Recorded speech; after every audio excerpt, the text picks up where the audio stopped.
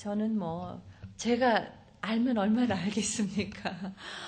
제가 믿음이 좋다면 얼마나 좋겠습니까? 순복음교회 세계에서 유명한 교회인데 제가 번데기 앞에 주름 잡지 이렇게 믿음 좋은 분들 앞에서 대순복음교회 제가 정말 할 말이 뭐가 있겠습니까? 다만 실패를 통해서 제가 실패했던 그런 부분들이 너무 많았기 때문에 신앙 안에서 올바로 살지 못했던 그런 부분들이 많았었기 때문에 혹시라도 이분 여기 한두 분이라도 저와 같은 분들이 계시다면은 한 영혼을 천하보다도 소중하게 여기신다는 하나님이시니까 그분을 위해서 제가 이 자리에 섰습니다. 혹시 아휴 어리석었구나 하고 웃으실 분도 계실지 모르지만은 그런 어리석은 저를 위해서 기도해 주시기 바랍니다. 제가 2002년도 2월 27일 날 저는 평생에 앞으로도 잊지 말아야 하고 그리고 그 이전에도 없었던 그런데 저에게는 하늘과 땅이 거꾸로 뒤집어진 것 같은 그런 날이었습니다. 2002년 2월 27일부터 제가 말씀을 드릴게요. 그날부터 하나님께서는 저에게 직접 간섭을 하셨으니까요. 제가 느끼기에 우리 하나님이 저는 좀 멀리 계신 줄 알았어요. 그 이전에는 제가 77년도부터 정말 뜨겁게 주님을 영접했고 성령 체험을 했고 많은 기적을 체험했고 그리고 사역을 한답시고 다녔었고 몇 년을 그랬음에도 불구하고 저는 하나님이 저하고 점점점 멀리 느껴졌고 나중에는 하나님은 귀도 잡수시고 눈도 어두우신 분, 나를 못 보시는 분 또는 저를 약간 시선을 비껴서 내가 하나님의 시선 밖에서 내가 노는 줄 알았어요. 그랬었는데 그것이 아니었었습니다. 하나님께서는 20수년을 참으시다가 얘를 이대로 둬서는 안 되겠다. 내가 얘를 그냥 스파르타 교육 독선생을 해야 되겠다. 세상하고 얘를 구별시켜야 되겠구나. 세상 속에 뒀다가니 영 사람 안 되겠다. 라고 생각을 하셨던지 2002년 2월 27일 날 하나님께서 저를 고등법원 법정에 세우셨습니다. 세우시고는 그 자리에서 저를 저희 가장 제 몸처럼 사랑하는 저의 어찌 보면 우상이었었죠. 되게 어머니분 그러시잖아요. 남편이 우상이 아니면 자식이 우상이잖아요. 근데 그 중에서도 제일 큰 우상은 자식이잖아요. 그리고 돈, 명예 또는 저같이 조금 죄송합니다. 예쁘다고 아니요 남들이 그렇게 얘기하니까 그러면은 외모 지상주의 좀 그런 걸로 좀 잘난 척하면서 그걸 또 우상화 또 명예 조금 남들이 김민정이 하니까 또 그 명예를 또 우상처럼 온갖 우상이 많았었는데 그 중에서도 저한테 가장 큰 우상이 자식이었던 것 같아요. 그 자식과 나란히 고등법정에 저를 세웠습니다. 그리고 그날 저를 법정 구속을 시키셨습니다. 하나님께서 판사를 가론 유다처럼 사용을 하신 것 같아요. 저는 그 후로 지금까지 그 판사를 좀 인간적으로 믿긴 믿지만 원망은 하지 않습니다. 왜? 그 상황을 너무 감사하고 있기 때문에. 그래서 그날 그 판사가 뭐라고 하면서 이건 판결도 아니에요. 고등법원에 항소를 당해서 그래가지고 한 번 재판도 하지 않았고 첫 재판을 연기해서 두 번째 재판에서 심리도 없이 두 모녀를 법정 구속을 시킨 겁니다. 그건 대한민국 헌법사상, 법사상 처음 있었던 일인 것 같아요. 서울구치소에 저희가 수감을 됐는데 가는 동안 그 교도관들이 이런 일은 없었어. 이런 일은 없었어. 교도관들이 오히려 그렇게 얘기를 하더군요. 이런 일은 없었다고. 서울구치소 역사상 없었고 그 서울 그 고등법원, 지방법원 법원 생긴 일이 처음이라고 얘기를 하더라고요.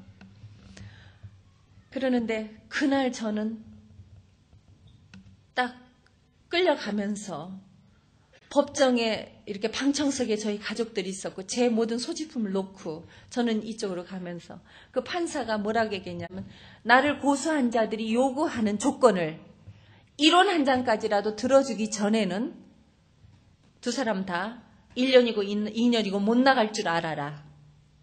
그게 딱 판결의 요지 한 말 그 말 뿐이었어요. 죄가 뭐고 뭐를 떠나서 그 길로 이렇게 들어가는데 가족들한테 옛날 같았으면은 나를 보석으로 꺼내줘야 돼, 늦추면 안 돼 하고 뭐라고 막 지시를 하면서 들어갔겠죠.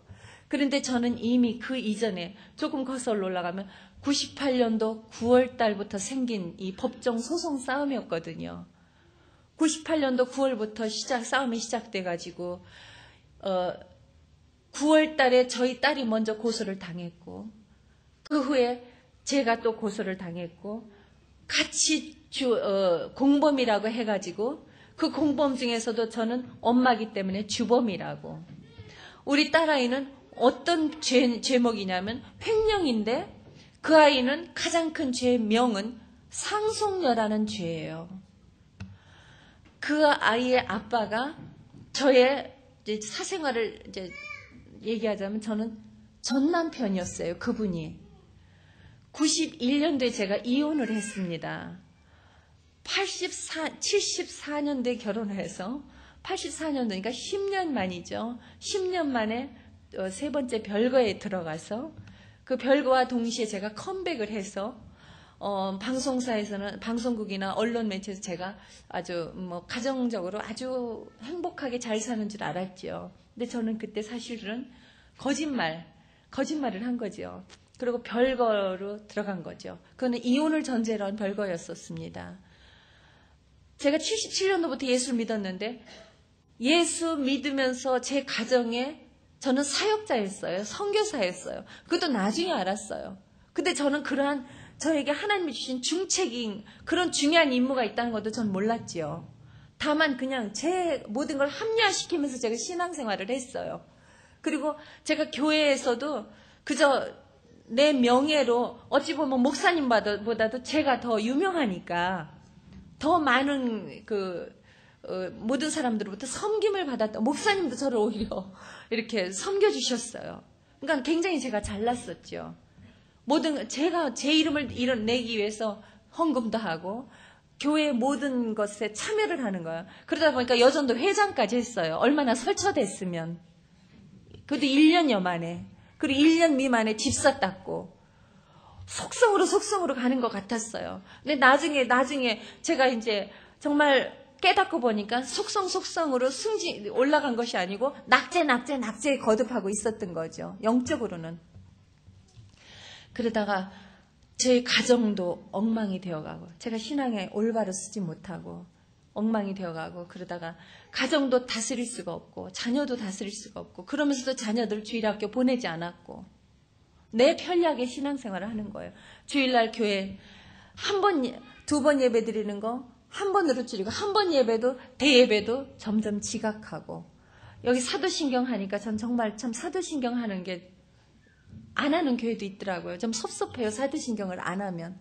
그 사도신경을 왜 하나 했어요. 그때는. 근데 지금은 꼭 해야 된다 생각을 해요. 거듭 하나님 앞에 내가 선서를 하는 거니까요. 난 이러고 믿고. 그런데 그때는 사도신경이 참 그거 왜 하나. 그러니까 사도신경 끝날 때쯤이면 들어가서 설교 듣고 설교도 그냥 들으면서 이쪽으로 흘리고 저한테 가장 중요한 건 축도를 받는 것이었어요. 그게 남아서 지금도 축도 받을 땐 지금도 좀 뿌듯해요. 복을 받아야 되니까. 나를 위해서 복을 빌어주시는 목사님의 그 축도. 그리고 아이들도 축도는 꼭 받아야 된다로 뛰어놀다가도 축도는 꼭 정지하고 앉아서 정중하게 겸손하게 축도는 받아라. 진실하게. 복을 받는 지름길이니까. 그렇게 기복적인 신앙생활을 했었습니다. 근데 91년도에 저희 때 이혼장이 나왔을 때 아멘. 이거는 기다리던 결과다. 난 너무 아주 좋아하면서 도장을 꽝 찍었어요. 제가 지금 같은 신앙이 있었다면 그때 제가 이혼장에 도장을 찍지 않고 그 영혼을 위해서 좀 더 참고 기다렸을지 모르죠. 그런데 저는 그걸 도저히 견딜 수가 없다, 참을 수가 없다 생각을 했었어요. 이거는 차라리 죽는 게 낫지라는 생각을 했었고, 차라리 죽여버리는 게 낫지라고 생각을 했었고, 신앙이 있음에도 불구하고 동반 죽어버리고 싶은 그 죽음의 유혹을 참 많이 느꼈었습니다. 그런데 지옥이라는 걸 알았으니까, 죽으면 지옥 간다는 걸 아니까 차마 자살은 할 수가 없고, 누군가를 미워하는 사람을 죽일 수도 없었어요. 그건 더 나쁜 죄니까. 그렇게 고통 속에 있다가 이혼장에 도장을 찍고 기다렸는데, 98년도에 저희 그 아이들의 아빠가 저희 아이들을 잠시 데려갔어요. 데려가는 것은 보호해달라고. 병 중에 간경화 말기가 됐어요. 그래서 저도 모르는 사이에 3번 대수술을 받았고, 그러는 와중에 회사가 2개가 있는 회사 중에 한 회사는 부동산이 약 1,000억 가까이 되고, 한 회사는 작은 현금만 100억 가까이 되는 회사였는데, 이 회사에서 수술 받으러 외국 갈 땐 유서를 써놓고 가고 하니까 그 사장이야 뭐 상무 총무 이 사람들이 작당을 해가지고 회사에서 자꾸 이제 그 군형이 생기는 거예요. 그러면서 결국은 그 회사를 장악하려는 그런 음모가 있었어요. 그러는데 이 사람이, 환자가 그거를 알고 났는데 그때는 이미 힘이 약하고 자기 편이 없는 거예요. 그러니까 이 어린 것들을, 대학교 졸업한 이듬해, 그 이듬해 24살짜리를 제발 좀 와다오. 생전 그러지 않던 아빠가 전화해서 울면서, 내가 고양이 새끼인 줄 알았더니 호랑이 새끼를 키웠다. 날 좀 와서 도와달라. 그러니까 아이들이 엄마 어떡하느냐. 근데 저는 어떻게 해요? 그래도 믿음이 있으니까 원수를 사랑하라고. 가서 아빠를 불쌍히 생각해서 가서 기도해드리고, 아빠가 좋은 곳으로 가게끔 너희들이 인도해드려라. 얼마 살지 모르는데. 그래서 이제 보냈는데 5개월 만에 돌아가셨다라는 이제 비보가 날라왔는데, 그 죽음 자체가 의문사였어요. 그러니까 저희들은 신변보호 요청을 저희 자녀들에게 하고, 저희 자녀들을 제가 다시 끌어내왔죠. 그래서 제가 이제 보호를 하고, 그러는데 그 회사는 저희 큰딸이 데려가면서 동시에 대표이사로 등재를 시켰어요. 저희 큰딸을. 그 사장과 공동으로. 그러니까 사장이 둘이 된 거죠. 결국은 이 딸이 지킴이 노릇을 하던 거예요. 3남매가. 각 부서 경리부, 자재부 해서 부서마다 이 아이들이 이제 지키는 거예요. 도둑을 지키는 거죠. 그러니까 이 아이들이 눈에 까시죠.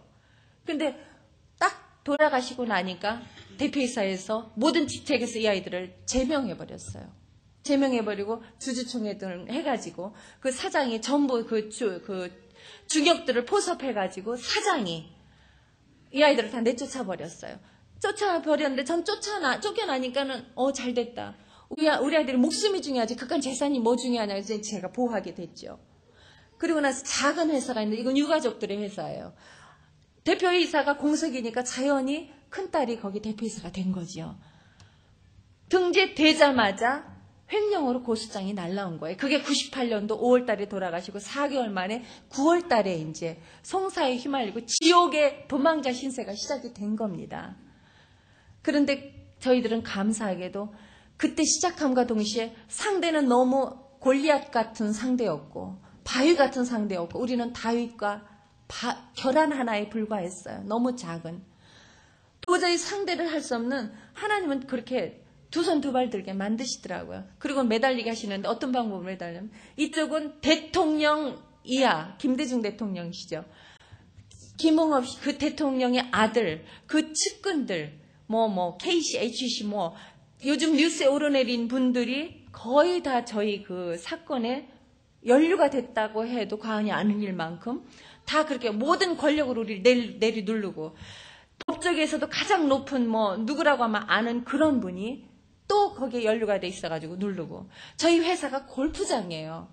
그러니까 이 골프장은 그 사람들의 정원이고 놀이터예요. 그러니까 교제하기가 얼마나 좋겠습니까? 그러니까 물력으로 모든 것으로 공격을 하는데, 우리는 도저히 우리가 가지는 그거 물질 가지고도 안 되거니와 우린 그런 방법도 모르고 아예 차라리 하나님께 맡기자. 하나님께 맡겨야 된다라고 생각한 것은 제가 초신자 때 처음에 주님을 만났을 때 그 주님이 내 병을 다 고쳐주셨거든요. 성령 체험을 했음에도 불구하고 제가 하나님을 멀리 했었는데 고쳐놓으니까 또 세상 좋다고 같은 저였거든요. 그랬는데 그때가 기억이 났습니다. 그리고 내가 자녀들을 잘못 키웠다는 것이 그때 또 이제 느껴지는 것이 절감이 되는 것이 무릎 꿇리고 우리가 가정 예배를 그때 회복해 우리 하나님께 맡기자. 이 아이들이 따라오질 못하는 거예요. 그래도 무릎 꿇고 아침 금식하면서 아침마다 가정 예배를 드리는 거죠. 하나 빠지든 어찌 됐든 간에 아침 금식하면서 그때 우리들이 매달린 말씀이 이사야서 41장 10절서부터 13절까지의 말씀이었습니다. 그러면서 하나님 이 말씀대로 해주세요. 이 말씀대로 역사해 주세요. 믿음은 바라는 것들의 증거고 믿고 구한 것은 받은 줄로 믿으라 하셨으니까 이 말씀대로 우리에게 응답해 주세요. 그러면서 매일같이 말씀 예배 시작하기 전에 이 말씀을 합창을 하고 그리고 사도신경부터 해서 예배를 드렸는데 정말 하나님께서는 이 말씀대로 역사를 하시더라고요. 그 말씀대로 저희들에게 기적을 보여주시는데 홍해를 가르는 기적, 어디요? 대통령과의 싸움이에요. 대통령과 하나님과의 싸움이 됐어요. 결국은 우리는 붙잡고 가는 건 기도밖에 없었어요. 그런데도 하나님이 곳곳에서 경찰에서 무혐의, 지방검찰청에서 무혐의, 고등검찰청에서 무혐의, 거기까지 가는 동안에 저희 딸이 지쳐서 정말 정신질환이 오기 직전이었습니다. 그러니까 딸이 믿을 건 엄마밖에 없으니까 엄마가 대표이사를 잠시 해달라. 그래서 저는 너무 기다리던 거니까 자식이 그렇게 고통을 당하고 검찰 어디로 가서 1박 2일씩 가서 신문을 당하고 그러는데 제가 얼마나 피눈물이 쏟아져요. 차라리 내가 가서 고통을 당하는 게 더 좋잖아요. 그러던 참인데 하라 그러니까 오케이 하는 거는 내가 그 고통을 내가 싸우겠다는 거거든요. 그래서 이제 그 대표이사 다 싫어하는 대표이사 자리죠. 그 자리는 싸워야 하는 자리니까. 근데 제가 대표이사 등재되자마자 약 이틀 만에 저에게 고소장이 날라왔어요. 공범, 횡령 공범, 특가 경제범이에요. 그 중에서도 주범. 엄마니까 내가 다 조종을 했다. 이 재산 모든 걸 다 가로채려고. 제가 그때 또 가장 후회했던 것이 왜 이혼을 했나. 또 하나는 좀 너무 정말 내가 왜 재혼을 했나. 그게 98년도인데 그 안에 제가 또 하나님께 하나님은요 기도는 또 들어주셔요. 어떻게 그냥 좀 나이롱처럼 믿어도 하나님의 백성의 기도는 또 우리가 자식이 말을 안 들어도 엄마 나이키 사줘 그러면 또 사주잖아요. 조금 이쁜 짓 하면. 그래서 그런지 하나님 내가요 이렇게 해서요 이렇게 해서 이런 예수 잘 믿는 이런 남편 이런 조건의 남편 만나게 해주시면은 내가 정말 하나님 앞에 충성 봉사하면서 순종하면서 그랬더니 하나님 제가 원하는 이 노트 한 페이지의 조건을 다 들어주셨어요.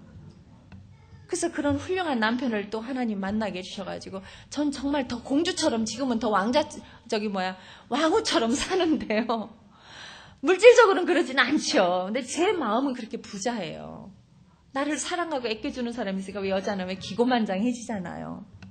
그러는데 아무튼 하나님 왜 날 그렇게 사랑하시는지 참 원하는 기도는 또 그렇게 다 응답을 해주시더라고요. 그런데 그분과 같이 이런 것들도 또한 저에게는 걸림돌이었어요. 재혼한 남자와 내가 탤런트 김민정이가 저는 얼마나 사람들이 신문지상에 이렇게 내기도 좋잖아요. 탤런트 김민정이가 이렇게 해서 이걸 가로채려고 한다고. 그걸로 인해서 아이들을 괴롭히는 거죠. 그 아이들이 저를 부끄러워하게 만드는 거예요. 이혼하고 재혼한 엄마, 탤런트 엄마, 어디 가든지 쉬쉬하기 시작하는 거예요. 그리고는 저희 같이 이렇게 예배를 드려도 하나가 되지 못할 때가 참 많았어요. 아이들은 세상 아직 믿음이 적으니까 그래도 대표이사까지 했고 어찌됐든 이 회사에 아이들이 중요하고 나는 그냥 가오마담 같은 그냥 명예 사장이잖아요. 그러니까 주권은 아이들한테 있는 거예요. 저는 월급도 없는 사장이에요. 사실은 그냥 명예만 빌려줬고 저는 이 아이의 이 고통이 나의 것이 되게 해달라고 나는 그냥 그 아이의 방패가 된다는 것으로 저는 흡족했던 사람이니까. 그런데도 이 아이들이 제 말을 안 듣고 기도하자, 예배드리자. 아니에요. 이 아이들은 세상 방법을 해야 된다는. 그러니까 한 달에 한 번꼴로 대싸움이 벌어져요. 그래도 우리 하나님은 이 엄마의 회개의 기도를 들어주시더라고요. 내가 잘못해서 내 탓에 우리 자녀들이 고통을 당합니다. 이 아이들에게 확실한 믿음을 내가 주일학교 때부터 심어줬더라면, 저는 아이들을 주일학교 교육도 안 시켰거든요. 주일학교 교육시켰느니 훌륭한 목사님의 설교 듣는 게 더 좋지. 그 주일학교 교사도 목사님한테 교육받고 가르치는 건데 전 그렇게 생각을 했어요. 그래서 주일학교 안 보내고 어른 대예배, 항상 이 아이들을 대예배에 데리고 다녔어요. 11시 예배 딱 한 번. 그것도 나중에는 맨날 지각해가지고 축도만 받는 예배를. 그리고 그날은 이 교회는 사교장이에요. 우리들의 잡사들의 사교 모임. 그래서 매주일 그 잡사들한테 숙제가 있어요. 어떤 숙제? 다음 주에는 아주 좋은 먹거리가 있는 좋은 분위기 좋은 장소를 다음 주까지 개발해 오기. 그럼 그 다음 주에 만나서 아주 분위기 좋은, 아니면 경치 좋은 그런 곳으로 잡사들끼리 가족 모임으로 나가는 거예요. 대예배 겨우 드리고는. 또 못 들게 되면은 그냥 생략하고 놀러 가는 거예요. 주일날. 그래서 이 애미한테 뭘 배웠겠어요? 이 엄마의 신앙이 배울 게 뭐가 있었겠습니까? 그러니까는 저는 앉으면 회개하는 거죠. 앉으면 나 때문에 너희들이 고통을 당한다. 나 때문에 안 겪어도 겪어야 할 일을 당하기 때문에 그랬는데 2000년 2월 27일 날 그랬어도 벌써 몇 년이 흘렀잖아요. 98년도 9월 달부터 시작을 해서 하나님이 요 모양 저 모양 조금 살려주시면 또 숨통 튀어서 또 조금 세상 이렇게 끼웃거리고 또 조금 뭔가 있으면 또 아뜨가고 또 와서 앉고 그런 걸 98년도부터 또 2002년도까지도 또 그랬어요. 2001년도에는 무혐의 저도 가는 곳마다 무혐의예요. 이게 기적이 아니고 뭐겠어요. 그 사람들이 그렇게 대통령 백을 가지고 우리를 올감을 씌워서 어떻게든 구속을 시키려고 그러고 어떻게든지 우리의 것을 뺏어가려고 해도 하나님이 지켜주시니까 우리가 하나님 앞에 이미 맡기니까 하나님과의 싸움이 되는 거예요. 완전히 하나님과의 싸움인 거예요. 그러는데 나 역시도 고등검찰청에 가서 구속영장이 떨어진 것까지도 구속영장까지 떨어졌는데도 불구하고 무혐의 받았어요. 근데 1심으로 이제 지방법원으로 이제 계류가 돼서 이제 이 재판을 이제 정식으로 받았죠. 1년간 재판을 받는데 거기서도 놀래요. 어떻게 이렇게 가사 문제가 이렇게 길게 오래오래 몇 년씩 가나. 그러면서 검사들도 골치 아파하는 거예요. 도대체 뭐 하는 사람들이 이렇게 압력이 이렇게 대단하냐 이거죠. 나는 또 하나님 빽이 있으니까 결코 지지 않죠. 그런데 그 1심에서 저희들이 그 변호사가요. 무죄 판결을 받는 거는 기적이라고. 그런데 또 하나는 우리를 고소했던 자들이 있잖아요. 2001년도에 하나님께서 그쪽에 역사하기 시작하시는 거예요. 2001년도에. 보라, 내게 노하던 자들이 수치와 욕을 당할 것이요. 너와 다투는 자들이 아무것도 아닌 것 같이 될 것이며 멸망할 것이라. 내가 찾아도 너와 싸우던 자들을 만나지 못할 것이요. 너를 치는 자들은 아무것도 아닌 것 같이 험한 것 같이 되리니 이는 나 여호와 내 하나님이 내 오른손을 붙잡고 이르기를 두려워 말라. 내가 너를 도우리라. 이 말씀 이대로 하나도 여기서 어긋난 게 없이 이 말씀 이대로 해주셨어요. 그 사람들을 2001년도에 똑같은 우리 같은 공금 횡령으로 그 자체 회사에서 고소를 당했어요. 왜? 돈을 물수도 썼으니까 자기네 사비로 우리를 공격한 거 아니잖아요. 기껏해 공금으로 우리 뇌물 써면서 다 했기 때문에 재판하고 변호사비 엄청 몇십억 쓰면서 그러니까 그게 뭐가 되겠습니까? 그 안에서 그 주주들이 이 사람을 공금 횡령으로 사장 이하 그 중역 3사람을 고소를 했어요. 그래서 2001년도에 서울구치소에 2달간 사는 동안에 우리가 진정서를 써줘가지고 이제 나왔어요. 그분들이. 사정하니까 또 원수를 우린 사랑해야 되니까 끝까지. 그래서 진정서 써줘서 나와서 자유로운 가운데서 재판을 받게 해주는데요. 얼마나 공평하신 하나님이시고 우리가 보게 하시는 거예요. 보이는 것들의 증거로. 그 원수를 사랑하라는 것이 또 원수를 위해서 기도하는 게 쉽지 않은데 그 한 달 전부터 하나님께서는 또 우리를 기도하게 하시더라고요. 변호사가 뭐라 하냐면 우리의 그 원수가 형을 받는 대로 우리도 형을 받는데요. 그 사람들이 구속이면 우리도 구속. 그 사람들이 무죄면 우리도 무죄. 집행유예면 우리도 집행유예. 그래 어떻게 해요? 구속 안 당하려면 그 사람들을 위해서 기도해야 되고 작은 양을 받으려면 그 사람들을 위해서 기도할 수밖에 없는. 그것도 한 달 전 미리 막 기도 한 달 내내 금식하면서 기도하게 하는 거예요. 그 사람들 원수를 위해서. 하나님 최소 구속 제발 안 되게 해달라고. 그 아무개 사장, 뭐 아무개 총무 구속 안. 그래서 이제 재판장에 딱 이제 같은 사안이니까 같은 회사의 사건이니까 나란히 재판을 받아요. 그것도 또. 그래서 그 사람들이 3명이 이쪽에 앉고 그 우리를 고소한 사람들이에요. 사장 이하 2명. 그리고 우리 이제 2 모녀 딱 앉아서 재판을 받는데 그 사람들에게 먼저 또 판결을 하더라고요. 셋이 나란히 집행유예를 딱 받았어요. 그리고 저희들에게는 그 앉아서 그 판결 받는 순간에 더 뜨겁게 기도하는 거죠. 속으로 쥐야 하면서 기도하는 거죠. 속으로. 그러는데 딱 하니 기적이 일어났어요. 2 모녀에게 고인이 살아있을 때는 한 오너가 하나였으므로 양쪽 포켓이 다 하나 것이 아니겠느냐. 오른쪽 포켓, 왼쪽 포켓. 그러므로 이쪽 거 이쪽으로 옮겨놓을 수 있다. 네 것 내 것이 아니다. 그러므로 무죄다. 1순에 2 사람이 한꺼번에 무죄 판결을 받았어요. 변호사들도 놀랬죠. 기적이 일어났으니까. 그래서 우린 그 자리에서 목사님도 오셨겠다. 그 법정에서 부흥회를 했잖아요. 부흥회를. 근데 그때가 12월 27일이에요. 2001년도. 연말 연시가 껴있으니까 우리들은 이제 또 안식년 좀 갖자고. 목사님도 보니까 안식년을 가지시더라고. 정말 믿음은 들으면서 난다고. 들을 건 안 듣고 그런 거는 듣고 새겨놔가지고 우리도 안식년을 갖는 거예요.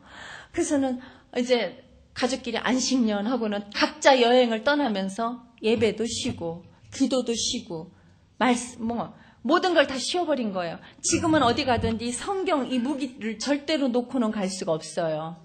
그런데 그때는 이게 무기인 줄 모르는 거예요. 그러니까 이런 거 다 놓고 가니 뭐 어디 가서 말씀을 보겠어요. 기껏 외우는 건 이사야서 41장 10절부터 13절까지죠.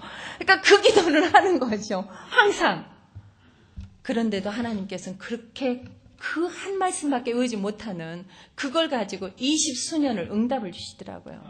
우리 하나님의 말씀은 무기예요. 살아있고 운동력이 있습니다.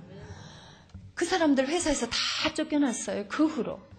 찾아도 만나지 못하는 상황이 돼버렸고 우리보다 앞서 부끄러움을 다 신문지상에 다 언론지상에 공개됐고 그랬는데 랄랄라 룰룰라 하고 안식년 1년도 못 가고 한 달 반쯤 됐는데 저희들한테 항소 고등검찰청 고등법원에 출두하라고 소장이 날라온 거예요. 출두 명령서가.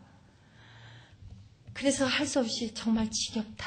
이젠 끝났나. 무죄니까 다 끝났다 생각을 했는데 우리가 무식해서 그랬던 거예요.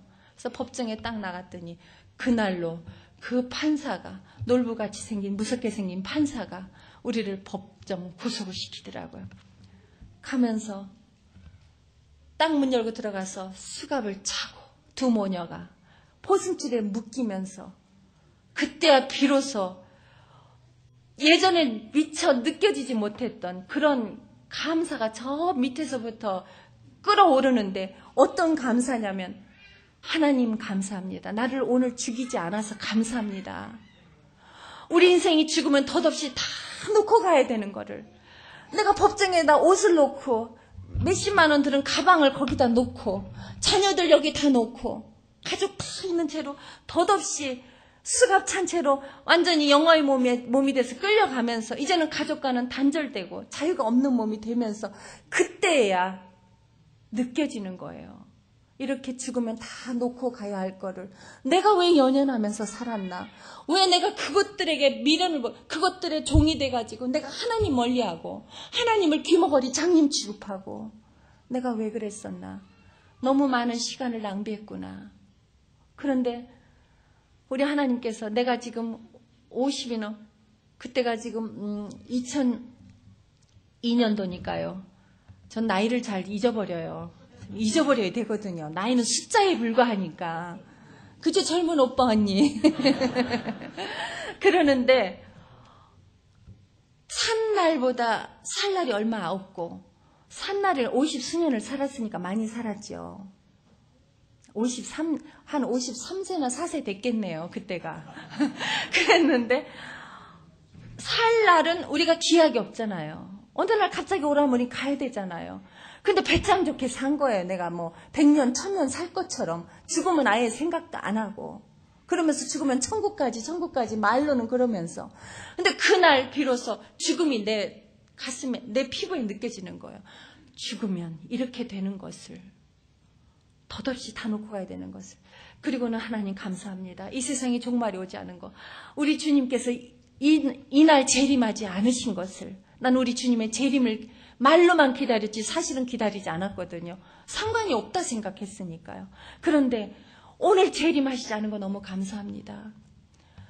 우리 모두에게 죽은 자와 산 자를 심판하러 오시리니, 사도신경에 있는 그 말, 그게 저는 사도신경을 안 해봤으니 그게 알겠어요? 그런데 어찌됐건 이제는 나는 오늘부터 하나님의 정말 자녀로서 내가 모든 것을, 이런 거를 다 수용할 수 있는 능력의 종이 되게 해주세요. 그 대신에 날 기억, 니은부터 다 가르쳐주세요. 하나님 직접 가르쳐주세요. 우리 딸을 붙잡고 기도했어요. 하나님, 이 딸 어미 잘못 만나서 이렇게 고생을 시작합니다. 하나님 온전한 백성 삼아주시, 어머니가 나 같은 어리석은 그런 믿음의 자녀 되지 않게 해주세요. 오늘 이 순간부터 우리 딸도 가르쳐주시고 저도 가르쳐주시고 새 사람 되게 해주세요. 얼마가 될지 모르지만 기약은 없지만 하나님이 직접 우리를 간섭하여 주신 것처럼 오늘부터 같이 동거동락 해주시는 걸 믿습니다. 그리고 자녀 우리 딸에게도 말씀만 봐라, 기도만 해라, 기도만 해라. 그리고 예배 드릴 상황이 되면 예배 드리고 하루 종일 다른 건 하지 말고 법도 재판도 아무것도 생각하지 마라. 하나님께 다 맡기고 말씀만 봐라. 그리고 당부하면서 분명히 하나님은 우리 일심에서 기적을 베풀어 주셨으니까 계속 우리 하나님은 일하신다. 우리가 온전히 하나님 앞에 설 때까지 하나님은 우리를 계속 교육하실 것이다. 그러니까 지금 교육 기간이니까 우리 지금 스파르타 교육 받으러 들어가는 거야. 그러니까 우리 순종하자. 그렇게 다짐하고 타이르고 해가지고는 절대 세상 책도 보지 말고 세상 사람들아 세상 말도 하지 말라고 당부하고는 들어갔는데, 가면서 그 호송차를 탔습니다. 호송차를 탔는데 그 호송차가, 저는 그랬어요. 이게 내 장의차입니다. 오늘 이 장의차를 타고 나는 죽었습니다. 이제 내 안에 예수 그리스도만 살아서 이제 사나 죽으나 주님만을 위해서 살게 해주세요. 그렇게 다짐을 하고는 이제 오늘부터 저를 가르쳐 주세요. 이제는 방황을 나는 절대 방황하지 않겠습니다.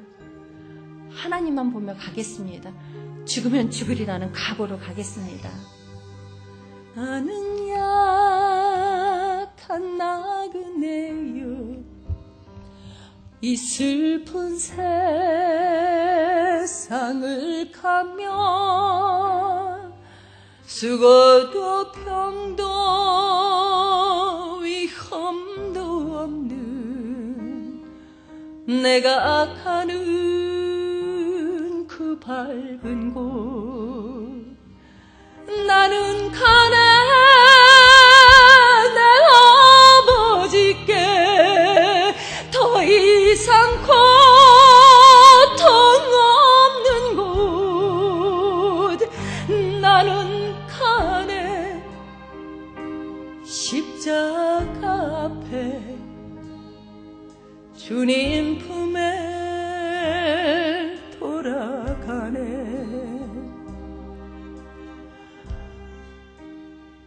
하나님 믿는다 하면서도 십자가를 부끄러워했었습니다.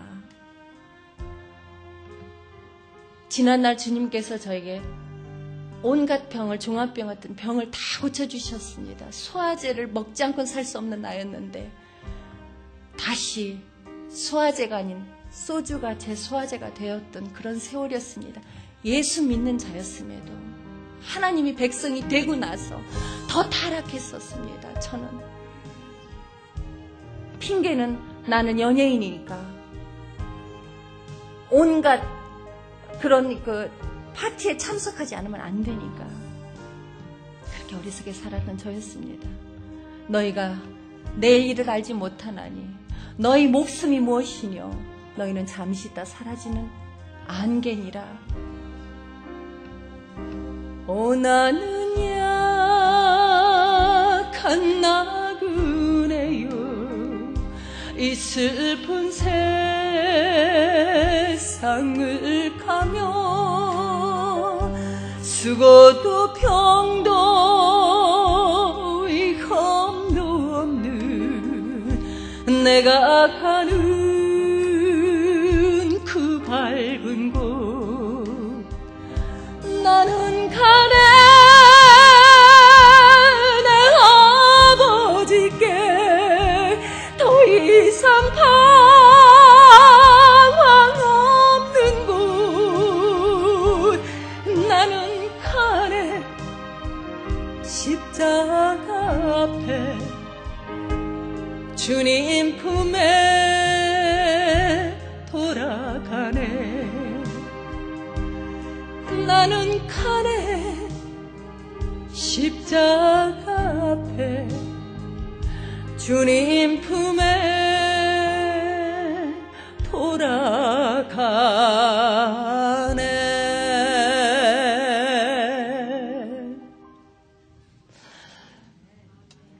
이렇게 하고 그날 두 모녀가 구치소에 첫발을 디뎌 들어갔어요. 문을 여러 번 열고 들어가서 온몸 수색을 다 당하면서, 그리고 딸과 마지막 인사를 하고, 딸은 저 어느 방인지 모르는 곳으로, 저는 또 가장 최대한 먼 곳으로, 공범이기 때문에 눈에 띄지 않는 곳으로 아이를 숨기고 보지도 못하게 하더라고요. 그 순간부터 저는 이제 5명 있는 방으로 갔는데, 그 방에서 배우라고 환영을 해주더라고요, 저를. 그래도 참 공인이 참 감사할 때가 많더라고요, 어느 곳에서나.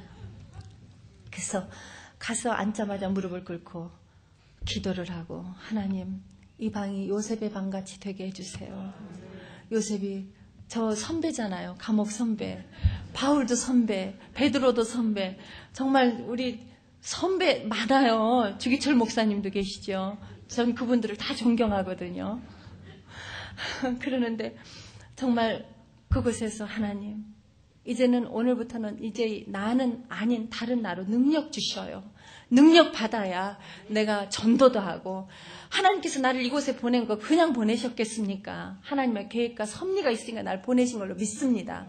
오직 전도를 못하면 이곳에까지 보내서 나를 훈련시켜서 전도시키려고 보내셨겠습니까? 전 사실 그 전해에 구역장 임명을 받았음에도 불구하고 도망갔어요. 그리고 사모님이 제 대역을 하셨습니다. 왜냐하면 나는 기도도 못해, 말씀도 못 전해. 그러니까 구역장을 저는 아예 그냥 땡땡이 친 거죠. 그러니까 하나님 얼마나 섭섭했겠어요. 그런 구역장이 얼마나 귀한 직분인데. 그래서 이제는요, 하나님 말씀으로 저를 새롭게 빚어주세요. 그리고 기도도 가르쳐 주시고요. 저 아무것도 모르니까요, 뭐 아는 게 있어야죠. 저는 지도자훈련도 한 번도 받아본 적이 없고, 성경 공부도 한 번도 해본 적이 없어요. 20수년 동안. 그리고 말씀은 솔직히 정말 정직하게 말씀드려가지고 25년 동안 창세기만 25번 읽었고요, 신약만 25번 읽었고요, 성경을 읽으면은 딱 2장을 못 넘겨요. 눈꺼풀이 이렇게 덮여가지고요. 이게 수면제가 돼가지고. 그러니까 저에게 이 말씀으로 새롭게 하나님께서 가르쳐 주시라고, 이 말씀이 꿀송이처럼 달다는 것이 무엇인지 저에게 보여주시라고 기도를 하고는 성경을 딱 보려고 그러는데, 성경이 참 없잖아요. 첫날 가면 없지요. 내 아무 물건도. 그래서 거기 있는 분한테 누가 어느 분이 성경책 좀 빌려달라고 그랬더니, 불자가 자기 성경책을 이렇게 휙 던져주면서 자기 친구가 예수 믿으라고 넣어줬는데 난 필요 없으니까 가져요? 또 던져주더라고. 그래서 내 속으로, 당신도 곧 예수 믿을 거니까 내가 잠시 빌리지요, 다시 주지요 그랬더니, 그러면서 다시 돌려드릴게요. 필요 없어요. 그래가지고 그날 저녁부터 그 불자의 성경책 새 거예요. 탁 창세기를 피는데요, 창세기 1장을 읽을 수가 없었어요. 눈물이 쏟아져서. 이게 웬 은혜인지, 이 말씀이 나한테 가까이 있다는 것이, 그 자유가 없는 곳에서도 말씀을 읽을 수 있다는 것이, 그러면서 저 이북 동포들이 생각나더라고요. 말씀도 못 읽잖아요. 근데 나는 말씀이 이게 있다는 것이 얼마나 축복이라는 것을 정말 새삼 감사할 수가 있었어요. 그러면서 창세기를 딱 펴고 또 하나 회개한 것이, 하나님 용서해 주세요. 이 불효막심한 이 딸을 용서해 주세요. 아버지의 자녀라면서 아버지를 알지도 못하고 알려고도 하지 않았고, 이 말씀이 하나님이라고 하시는데 내가 말씀을 언제 알려고, 아버지를 알려고 노력이나 했냐고요. 아버지를 무시하고 살았거든요. 그러니 아버지의 뜻을 어떻게 알겠어요. 아버지 말을 아예 안 들으니까, 아버지가 이거라면 나는 못 들은 척하고 딴청하고 딴짓하고 다녔으니, 이런 불효막심한 딸이 어디 있어요. 얼마나 아버지 가슴 아팠겠어요. 아예 아버지 말을 무시하고 살았으니까. 그래서 하나님 저를 용서해 주세요. 얼마나 눈물로 쏟으면서 회개를 하고, 이제는 이 말씀으로 나를 완전히 사로잡아 주시라고. 그러고 지금 나 창세기 폈어요. 하나님 정말 어디 꿀송이 같은가. 그런데 정말 꿀맛이에요. 그 한 장을 넘기기, 2장은 저한테 무리였었거든요. 2장째는 그냥 눈이 딱 덮여버리니까 그랬었는데, 그 밤에 새벽 4시, 밤이 가는 줄 모르게 읽고 싶은 거예요. 말씀을 손에서 놓기가 싫은데요. 창세기 1장 1절서부터 이 말씀이 영사 동시상이야. 나는 글을 보면서 이 글 속에 영사기가 펼쳐지는 거예요. 그냥 영화의 한 장면들이에요. 하나님이 천지를 창조하신 것들이 그냥 영화, 세상이 멋있는 걸, 이 멋있는 하나님을, 나의 하나님이 이런 전 우주 공간에 지배자이고 이 우주 공간의 주인이신 걸, 그럼 나는 이게 하나님의 딸인데 내가 왜 이런 긍지도 없이 살았나.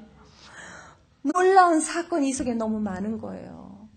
세상에 이런 일이 있었다니, 이렇게 귀한 일이, 이런 일이 또 나에게 일어날 수 있는 일이고, 이 일하시는 하나님 지금도 나에게 얼마 전에도 나에게 일하셨던 것이 바로 이거네. 홍해를 가르는 기적 말로만 했었는데 그 기적이 여기 있는 거예요. 홍해를 가르는 기적이 너무 재미있는 거예요. 기적은 20수년 동안 창세기만 20번 읽던 제가요, 20일 만에 일독을 했다는 것이 기적이잖아요. 그럼 하루 종일 성경을 잡고 있었다는 거죠. 뭐 더 빨리 읽으시는 분은 뭐 일주일 만에도 일독을 하시더라고요. 그러고 나니까는 이제 말씀을 읽는 동안에 3일째 되는 날, 주일날이었어요. 오늘 같은 주일날. 그날까지 성경 말씀이 꽤 진도가 나갔었어요. 그러는데 주일날 아침에 눈 뜨자마자 또 말씀을 먹으려고 새벽 4시에 성경책을 딱 폈는데, 폐기 전에 달력을 딱 봤어요. 달력을 보니까 빨간 글씨예요. 빨간 글씨는 주일날이잖아요. 그 빨간 글씨를 보자마자 또 용서해 주세요 하나님 하면서 이제 또 무릎 꿇고 펑펑 또 아침에 소리내서 울 수는 없고 이불 뒤집어 쓰고 우는 거예요. 하나님, 내가 성전에서 주일을 거룩하게 주의 날을 지내지 못했던 것을 용서해 주세요. 우리에게 그 귀한 축복을 주셨음에도 그거를 내가 박차고, 내가 세상 좋다고 세상 종로로 타고 다녔던 저를 용서해 주세요. 세상 종로로 됐다고 거기서 내가 평안이 있었느냐고요.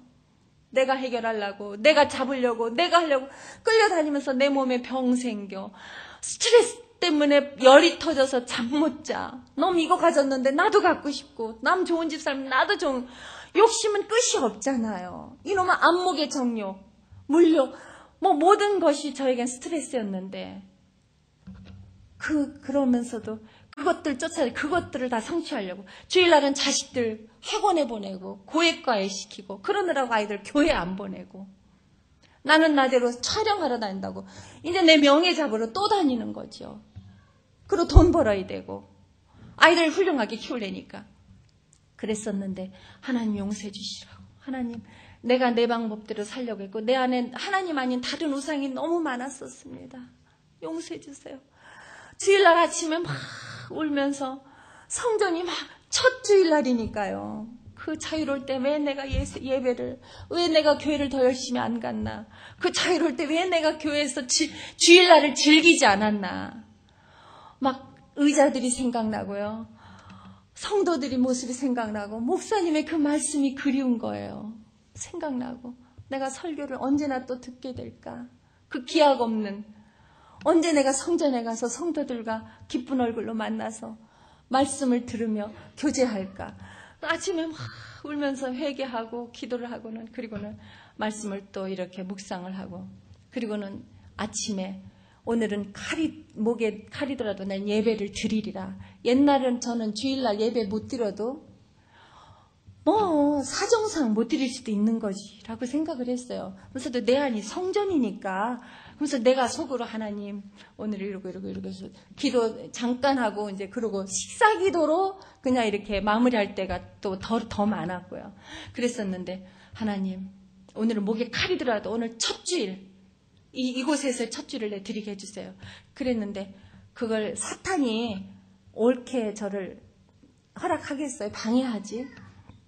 근데 저희 방에 저까지 3사람이 예수 믿는 사람이 있었어요.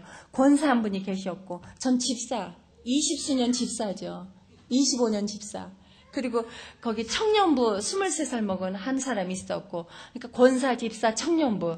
셋이가 얼마나 잘 이게 조화로워요. 그래서 우리 예배 드리자고. 그랬더니 그 권사님께서 겁먹은 얼굴로 저 불자 때문에 안 된대요.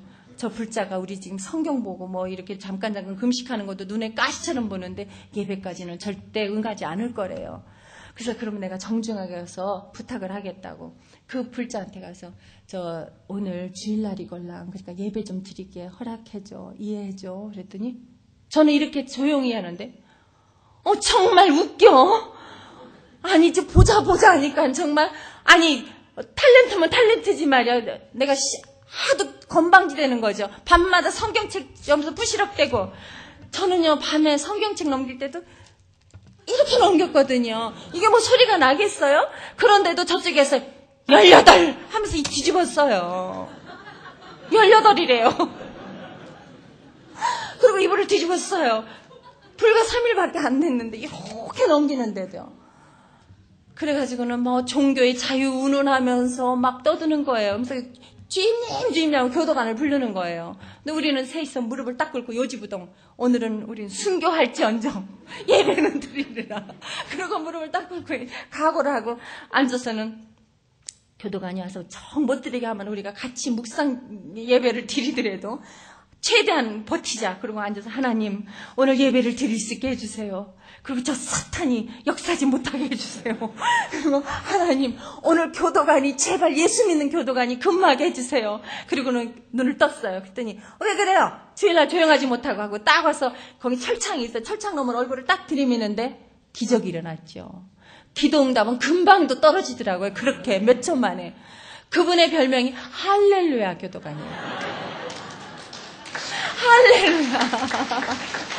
그분은 방마다 다니면서 문지방을 두들기면서 설교해요. 그 특히 20몇 살 먹은 그 마약 하는 아이들. 그런 아들 방에 가면 막 너희들 예수 안 믿으니까 말이야. 응? 이렇게 나가면은 죄 짓고 또 들어오고 그런다고. 예수 믿고 말이야. 내 말 안 듣고 말이야. 이것들 너 누구 다 외워요. 거기 자주 오는 애들은. 아주 그 학교 같아요. 그리고 그 불자도 여기 라스베가스를 너무 좋아하는 분이에요.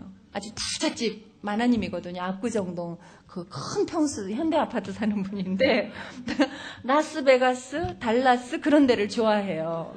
그래서 이렇게 기계하고 친해요. 기계. 그런 분인데 그 방에 돈을 잘 쓰니까 대장이에요. 그분이. 돈 잘 쓰면 대장 되거든요. 그래가지고는 그 교도관이 뭐라 그러냐면 종교의 자유가 있는데 말이야 예배 좀 못 드리게 해달라고. 밤이고 낮이고 그냥 아주 소란스러워서 견딜 수가 없다고. 우리는 잠자는 시간 4시간만 빼고는 셋이서 돌아가면서 빠시락대거든요. 새벽에 빠시락대, 잠자기 직전에 빠시락대. 그러니까 소란스럽죠 자기네가 생각할 때는. 그러니까는 그 교도관이 뭐라 하냐면 말 잘했네. 종교의 자유는 이런 거야. 자기는 이쪽에서 염주를 불리고 그리고 여기서 자기네들은 여기서 조용히 예배를 드려요. 됐죠? 이게 종교의 자유야. 응? 주일날 좀 조용히 해야지. 나 혼자 근무하는데. 그러면서 가는 거예요. 그러면서 내 영혼이 은총이 보라는 듯이 들으라는 듯이. 이분은 절대 그걸 부끄러워하는 분이 아니에요. 막 아주 용감하게 외치는 분이거든요. 내 영혼이 은총 입어 어느 곳이나 천국입니다. 하나님이 계신 곳은. 내 영혼이 은총 입어 같이 하세요. 중한 죄짐 벗고 보니 슬픔 많은 이 세상도 천국으로 화하도다. 두 손 높이 드시고 할렐루야 찬양하세. 내 모든 죄 사함받고 주 예수와 동행하니 그 어디나 하늘나라. 아멘. 우리 주님은 어디나 초가삼간이든 감옥이든 어디나 주님이 계시니까 천국입니다.